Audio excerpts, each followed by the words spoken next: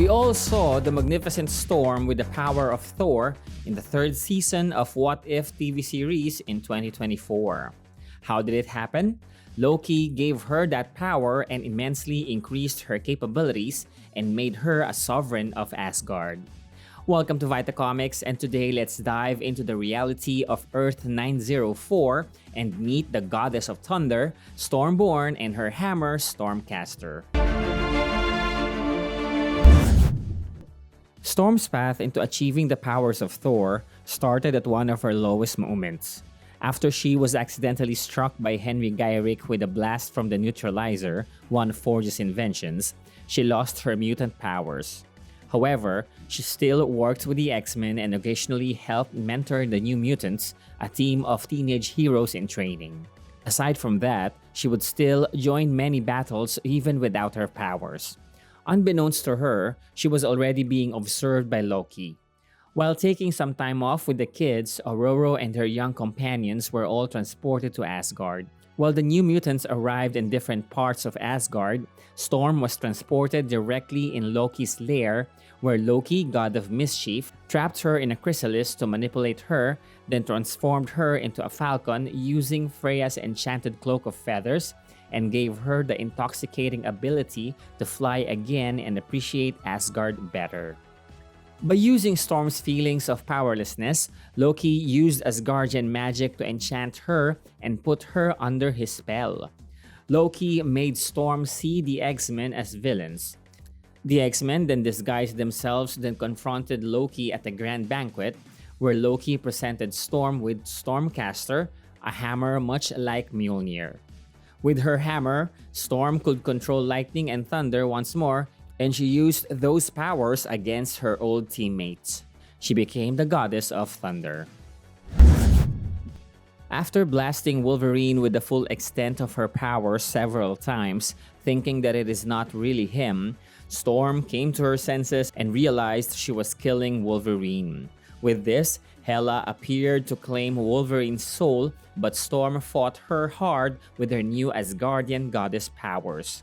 Despite the altercations, Loki still offered for the X-Men to stay in Asgard, as he has more nefarious plans for them, and mutants are more accepted in Asgard than on Earth. Like the other X-Men, Storm turned down Loki's offer of staying in Asgard and then gave up her new powers to return home with her mutant family. Now, the reality of Earth 904 actually started when Storm has instead decided to stay in Asgard, as she has really enjoyed her Thor-like powers too much, and some of them have also chosen to stay. On Earth 904, Storm and roughly half of the X-Men accepted Loki's offer to stay in Asgard.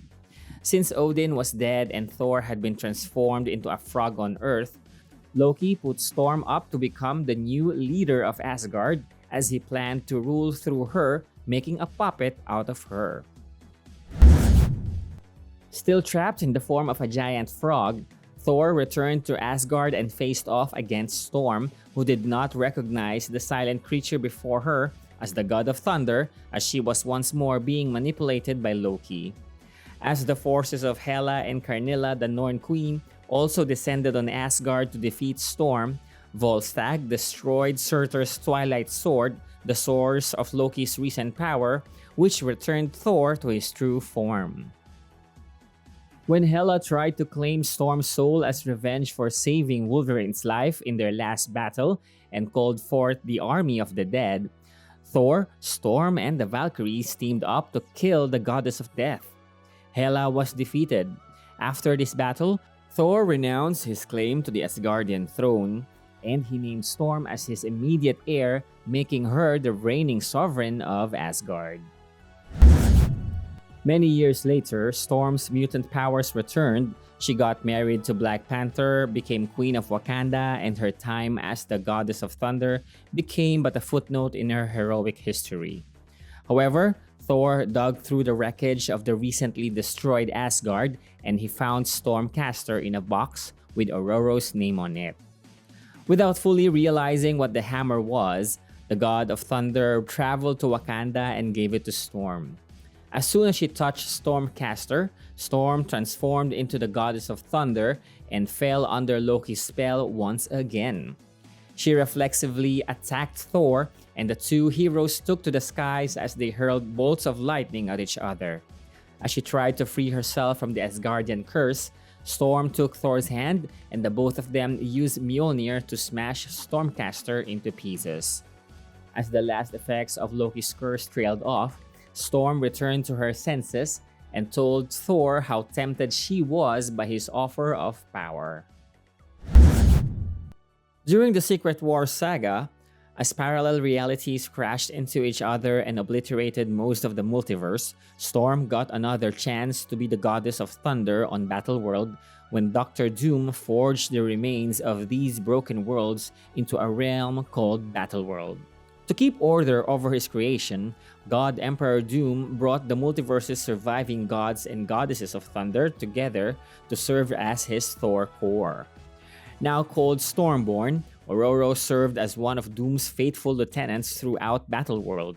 With her fellow Thors, Stormborn defended a realm ruled by Magneto called the Monarchy of M and confronted the heroes of two universes that had crashed into each other. Doom sent the Thors to warn the Avengers to not attempt to fix the dimensional travesty. One of them even killed Hawkeye. Stormborn still joined the various Thor versions in investigating a serial killer who made the forbidden jump between the different realms of Battleworld. Alongside the rest of the Thor Corps, Stormborn ultimately rebelled against Doom. In the 2017 X-Men Gold series, possibly no longer part of Earth 904's story, the multiverse was rebuilt and Stormcaster was also reconstructed. In the village where Storm was once venerated, a dark god called Uovu took power and killed Ainet Mwangi, Storm's adoptive mother, for refusing to renounce Ororo. With her final breath, Ainet said a prayer that summoned Stormcaster to Storm. The Asgardian hammer found Storm while she and the X-Men were in the middle of a battle with Scythian Algurus, a rampaging giant from the negative zone.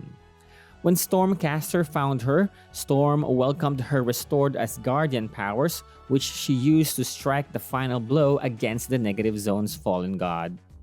Even though Storm was sending the hammer back to Asgard, Stormcaster kept returning to her, which gave her a considerable power boost. When she finally learned about her adoptive mother's death, Storm traveled to her old home. Storm would soon meet Uovu, which means evil in Swahili. Uovu presented himself as a real god as he revived Storm's real parents. When Storm found an underground mass grave, she discovered that the dead villagers were actually kept like zombies by Uovu, including Ainet and her parents. Stormborn then fought Uovu with all her Asgardian might. With the last of Stormcaster's energy, Storm killed the Dark God with a massive lightning strike that also shattered her hammer and used up the last of her Asgardian power. In recent years, and possibly also no longer part of Earth 904's story, Thor was responsible for Storm's most recent transformation into the goddess of thunder. While Storm served as the leader of a war-loving mutant civilization called Arakko on Mars, Thor called on Storm to help him fight Turanos, a vengeful, weather-controlling elder god. Storm was upset to be taken away from her duties to Arakko, but she understood why Thor called when she saw Turanos. She briefly held Mjolnir, which restored her Asgardian powers for 1 minute. Together with Valkyrie, Jane Foster, a more heroic version of Loki, and Beta Ray Bill, Storm joined the reformed Thor Corps. The Thunder Gods all shared Mjolnir and their power in order to fight the Elder God. Once they defeated Turanos, Storm returned to Arakko with Thor's thanks and apologies. Another remarkable character in Earth 904 is Betsy Braddock. Betsy is usually known as Psylocke, but in Earth 904 she is Captain Bretland or Captain Britain.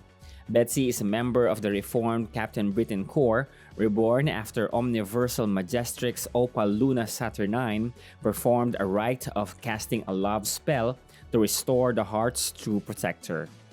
The renewed Corps was summoned to the Starlight Citadel, which was besieged by demons from Ammit.